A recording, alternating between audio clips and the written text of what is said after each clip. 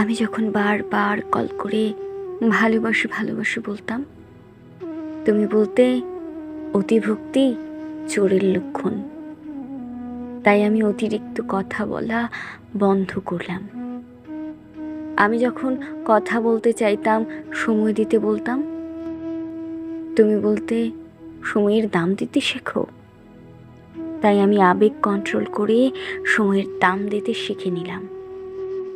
আমি যখন তোমার একটা কল বা মেসেজের জন্য দীর্ঘ অপেক্ষা করতাম, তুমি বলতে বেশি আশা ভালো না।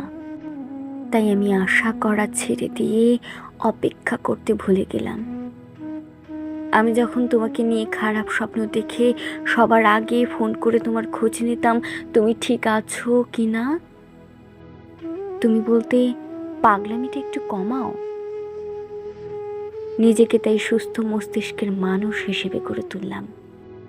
আমি যখন না খেয়ে অপেক্ষা করতাম এটা জানার জন্য তুমি খেয়েছো কি না, তুমি বলতে এত ন্যাকামি ভাল লাগে না।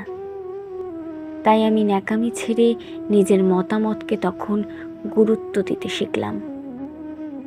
আমি যখন মন খারাপ করতাম তোমার অবহেলায়, তুমি বলতে এত দুর্বল কেন তুমি।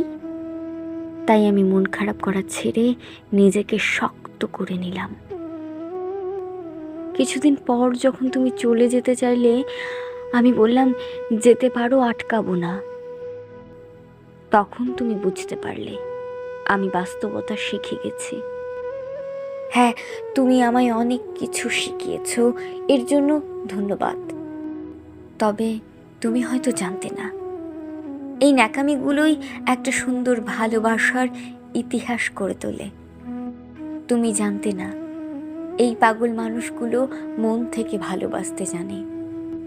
তুমি হয়তো জানতে না, এই ছোট ছোট আবেগগুলোর থেকেই ভালোবাসার তৈরি।